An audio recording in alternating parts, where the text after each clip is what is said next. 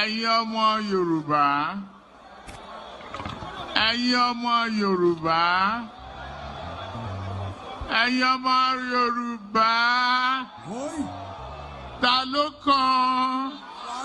Yorùbá ló kàn, Yorùbá ló kàn, Yorùbá ló kàn, Yorùbá ló kàn, Yorùbá ló kàn, Yorùbá ló kàn, Àkànbí mà ló kàn, Yorùbá ló kàn, Àkànbí ni nígbà wa, Yorùbá ló kàn, Bọ́lá Àkànbí ni nígbà wa, Yorùbá ló kàn, ó pẹ̀lú Ṣẹ̀tìmá, Yorùbá ló kàn, ó pẹ̀lú Ṣẹ̀tìmá, Yorùbá ló kàn. My people, it is really well with us. So, no be smart, you know. Hey, the truth say hunger dey the land. Yes, there is hunger in the land. My people, una need to hear wetin dey come out from this Doyin Okupe's mouth. For the small talk, wey Peter Obi talk, now everywhere scatter. No be smart, you know. This man say no be Tinubu, no be him made the Emilokon. I say we know dey here. That is why I played that first video for una. Make una see am. Yeah, people. Only what they know how to do is to lie. Very set of irresponsible human being. Corruption don't enter their brain. Yes. If not, you know, go come on national television, they tell us what is not. Yeah, people. We say they no get shame. Where God, they distribute shame. They know they around that day. If not, before you go open your mouth and to say some things, you go first of all think twice. Anyways, I not to blame Doyin Okupe, my people. Yes, I not to blame her. Now hunger cause am. Now hunger cause am, no be in fault. Need to they look for a way, you know. It's not easy now in Nigeria. We know how things they go for there. It is really well with us. I want to I want rada. In fact, not be smart, you know. In this video, my people, as Doyin Okupe they try, they send some message to Peter Obi. Now so she want to they give her back to back. My people, make una see for una self. Take it down. I just call you. And listen to me. So from now on, we are no longer going to keep quiet for people who just think they can insult Bola Tinubu. Bola Tinubu in the southwest is the apple of our eye. And even when he does wrong, he's not doing wrong. It's not doing wrong. But things are not looking well. They will look well because we know him. How do we then, when things are not going right? I've just told you, some of us believe so much in this country, we kept quiet. And those who kept quiet, just a moment. And your belief, you can measure the intensity of your belief. I can measure my own intensity of my belief. No, but the question I'm asking that when I believed in past presidents and past leaders, and we found that we woke up one day and we saw that our nation was on the ground. Should we still keep quiet with the benefit of experience? Nobody's asking everyone to keep quiet. But listen to you have a house, a talk is cheap. So you don't believe in Peter Obi any longer. It's not I don't believe in Peter Obi. Peter Obi was a damn good candidate when we got him. You sold him but we lost that election. And a better man won. And you don't think that what you sold is I saw who marketed Peter Obi. Yeah. Now you're thinking with all sincerity of purpose. And you thought that Peter Obi was better than Tinubu was better than Atiku. That's what I thought. But now you don't think he is. Now, from seeing what Bola Tinubu is doing and his disposition, and especially after seeing him yesterday, I am more than convinced that if this gentleman is given understanding and time, he's going to get us out of this problem. And I'm telling you, none of these other two people will have done anything better. No. You heard him what he said. It's okay. I just said talk is cheap. I'm going to do production. What production for where? Listen, you're paying 97% of your total revenue as a nation to service debt. Now, every other thing apart from air we're breathing is subsidized. There's foreign exchange arbitrage. There's, fuel subsidy has been on the table for the last 20 years. Nobody had the nerve to even try to do it. But this, at the point at which I read Atiku's proposition, he said, if he was president, he would borrow $10 billion to do something. Another $25 billion. That makes $35 billion. Who's going to lend you money? By the time Buhari was leaving, Nigeria was not sellable. Nobody was going to give Nigeria $1 billion anywhere. And that was why, because we could not borrow money anywhere, the Buhari administration went ahead and did an illegal and an unlawful thing through the Ways and Means and printed 21 trillion trillion naira. So when you are faced with that, that is a quagmire. That is confounding. Only a brave man, a man with mental resources, a man that is sure and confident in himself can do what Bola Tinubu is doing. And thank God he's one there. Yeah, you worked with former President Olusegun Obasanjo Yes, I did. closely. You also work with former President Goodluck Jonathan. All right. In fact, there are some people who say, bring back Jonathan now, because considering the economic indices in this country, and those who, and you saw even the argument of former President Olusegun Obasanjo about the state of the economy. I saw that you visited President Bola Tinubu. Yes, I want to say a friend, I want to say a good man, an administrator, a man that is evidently concerned. I was shocked. He told me that, look, I know there's a lot of criticism, but I'm busy and I'm focused on what I'm doing. I see a man that is passionately concerned, resolutely committed, and determined to work, even at his age. You saw that only in the few minutes you met with him. I didn't meet him. I was with him for 1 hour. I mean, give me a break. I could. That's what I even prayed with him. Because I was so impressed. Literally, like prayers, like Christian prayers. Yes, I held his hands. His son was there while he was there, and I prayed for him. Because I saw a genuine person. Are you a pastor now, or you're just like the Christian? I'm an evangelist. Oh, okay. That's all right. And I really don't have any much more concern in this country, except that it must work. And we must, if for it to work, we're going to support whosoever is on seat. And this gentleman happened to be a good friend that I've known for a long time, and I am very certain about his capacity and capability. And I've said it before. Someone that you have heavily criticized also. Yes, because we're not in the same party, but you understand that that's politics. But it's interesting that you have suddenly changed your mind. I didn't change my mind. You became a firmer believer now.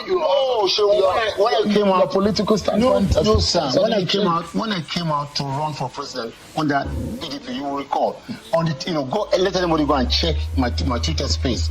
On the 21st of March, 2022, I said if Bola Tinubu wins the nomination of the APC, he's going to do well. I said that. Do you think he's doing well right now? He's doing exceedingly well, and he's going to do much, much better. Bola Tinubu needs understanding, not undermining. Okay. He needs. Okay. Just a little of. Let's put things in perspective. Yeah. So that we don't offend the sensibility of our viewers. And I'm giving my own opinion. Yeah, but your opinion is not gospel. It's not. It might not be factual. It cannot. You cannot say it's not factual. So when you say that, that's why I wanted you to take a pause to explain what you meant by the fact that the Bola Tinubu government is doing very well. He's doing well. So what do you mean well? I told you, Shehu. Even in what sense? Shehu, I told you before. By benefit of hindsight now, and thank God, Almighty God is all wise. Of all the three major candidates that ran for that election, none of them, except Bola Tinubu, could have faced this quagmire in which you are, would have had the heart to breast it and the knowledge and the resources to do what he's doing. I am telling you for a fact. Doesn't this sound like a betrayal to a man you said was the best man for the job? Peter Obi. I spoke English. I said, and I'm responding in English. I said by the benefit of hindsight. Now the question is that what has changed? There's no betrayal. What have you seen that is different now? And Peter Obi has been explaining how there is a derailment in the policy direction of this government. What he thought he was going to do and do differently in the handling of the economic policies and the policies and governance direction. Peter Obi told you what he will do if he was president? Has he told you? Yeah, he said it. What did he say? He said he was going to do differently. He's going to focus on productivity. Yeah. He's going to focus on production. He's going to make Nigerians work. When they formed the APC, I told the Nigerians that this was a conglomeration of immiscible liquid. You are only a Tinubu believer. You are not an APC. I'm not APC. I will never be APC. What changed? You went to the villa. You suddenly just changed. No, I have been defending this administration even ever before I went to the villa. I have not seen Tinubu with my eyes except yesterday for the last 8 years. And you think he's a messiah now? He's not a messiah, but he's a man that is ready to work. He's a man that is dutiful, and luckily he's endowed mentally. And what do you think Nigerians who are suffering, who are feeling the hardship now, how do you think they will see you and perceive you now? It's nothing to do with me. Am I in government? No, but you are defending and saying this is the best that could have happened to Nigeria. Based on the knowledge, facts, and information that I have, and knowing fully well that anybody who came into government in 2023 and did not do what Bola Tinubu is doing, he would have been a major, a patriotic. So he's breaking the ice. He's doing a tough job. With his head. I told him, with his head. He's breaking the ice with his head. I'm breaking the coconut also. He's breaking everything. He's breaking everything. But to what end? We just need. Are we seeing the result? The results are coming. The results are showing. When will they come? They are showing gradually. They are showing. Look, I'm a farmer now. I farm.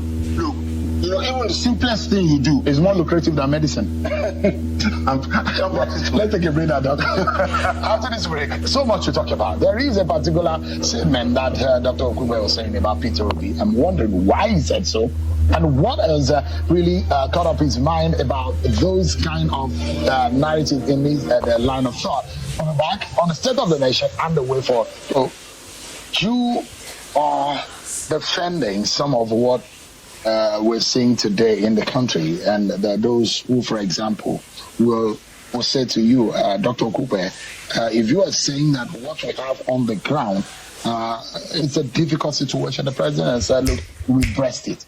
He's asking for the job, or he asked for the job, and he's up to the task.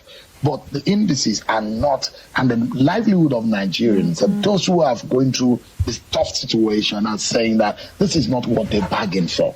The government brought the GDP to the fourth in Africa under this government, under that 18 months that we're talking about. How then do you want to tell Nigerians that this is actually working? When I check the history of reform, there are very few presidents who we can call reformers in the world and in history. When you check the history of reform, there's no reform that gets the result in 9 months. It's not a microwave. That's the truth. Lincoln will, anybody, go and check the history. When you are president and you decide to embark on a reform, what you need to do, which I'm not too sure, or the Tinubu is doing well, is you must keep communicating. You must keep talking to the people. They are failing in that respect. You must keep telling them, look, what do you communicate then? If you're working hard or you're doing well and it's showing the lives of the people, isn't that the best communication? You've got to see, you can envision the light at the end of the tunnel. But you're not wearing your prisms or glasses. You have to make them to see it through your eyes, what you're doing. I have seen it because the benefit of my position, my understanding and exposure. But the people must know. So it's going to take, and I don't think it's going to take too long from now. But if we do not go through this tough time, the country would have collapsed. So believe me for this. And it will be much more serious than what we're facing. You took the hit at your former principal, Mr. Peter Obi. I didn't take a hit. You said to him. You criticized him on Twitter based on his comment on an online. I corrected him. I cannot hate Peter Obi. I am sentimentally attached to Peter Obi. Peter Obi. How do you balance it? Listen, you're attached to Peter Obi. Hold on. Now. Peter Obi was my project. And I am part and parcel of those who built Peter Obi up. I can't publicly, denigrate that or break down that house. No, I won't do it. But when the sensibilities of some of us are affected, we, especially when it becomes, a zonal matter. I mean, when you take the entire Yoruba race, you call them out. I'm an elder statesman. I'm primarily, first and foremost, a Yoruba man. But, if I cannot speak the truth at my age, then there's no point to live. What Peter Obi said was wrong. To say that a local, they should not ask people in Ogun State whether they are buying bread. When Bola Tinubu said a local, he was not addressing the nation. He was not addressing a rally. He was addressing, APC delegates in the premises of Ogun State government who are going to APC convention that they should vote for him. And he said, look, and he was speaking Yoruba, and there's nothing wrong with that. He said, look, I helped to form this party. I had to do this. Buhari contested election first, he lost. Second, he lost. Third, he lost. Then, I came in, and I helped him to become president. I also helped your son to become vice president. Even whatever it is, he said, even this governor, I helped him. It is now my turn. What's wrong with that? He said it in Yoruba. I am the next in line for this office. It's legitimate. It was not tribalistic. It was not, it was not a Yoruba thing. It was just something that said, look, I haven't been this leader that has done so much. I should be given a chance to give a shot at it. So, when Obi makes that statement, it insults us. I was a Yoruba man. I'm not blind and I'm not crazy. I left everything and I followed Obi. Obasanjo, for the first time in his political career, left his circle of influence, Babangida, Abdul Salam, Tiwa Danjuma and co, and he deviated for once and, came to support Obi. Do you regret supporting Peter Obi? I don't, because would you do it again? If they say that there's a problem, I cannot do it again. You know why? Because the reason why I did it was that what we agreed was that a southern president must emerge. All right, and but that's what I'm telling you. Babadibanjo called me and said, if a southern president must emerge, which is when must it come? Let's be honest and truthful. I said Southeast. Let's support them. Now, if all this, or Chitoku, all of us, if all these eminent Yoruba people supported you, why now bring us down? That's what I did. I didn't take it down. I just called, and listen to me, so from now on, we are no longer going to keep quiet for people who just think they can insult Bola Tinubu. Bola Tinubu in the southwest is the apple of our eye. And even when he does wrong, he's not doing wrong. He's not doing wrong. But things are not looking well. They will look well because we know him. How do we then when things are not going right? I just told you, some of us believe so much in this country, we kept quiet, and those who kept quiet, just for a moment. I mean, you believe, you can measure the intensity of your belief. I can measure my own intensity of my belief. No, but the question I'm asking that when people had believed in past presidents and past leaders, and we found that we woke up one day and we said that our nation was on the ground, should we still keep quiet with the benefit of experience? Nobody's asking everybody to keep quiet. But listen to me. You have a house, a 50, 60-year-old house that, the roof has been leaking for 60 years. And now at the 60th year, you now come and say, this is too much now. But if the leak is now more than what it was before. Nobody repaired the roofs. And now, somebody now comes in and in 1 year, you say, So you're doing more of an ethnic protection rather than the national protection. That's not true. You said it's the apple of your eyes. Even when it does wrong. It is really where we you cannot take Yorubaness from me now. All my life, I have been a nationalist. They are not ready to change, my people. Yes, by fire, by force. I've always aligned, even with the North. Don't bring this type of thing. We have passed this stage. We have. But what we are concerned about is that at some point, people are concerned and emotional about what tribe, what region the president comes from. Yorùbá ló kàn.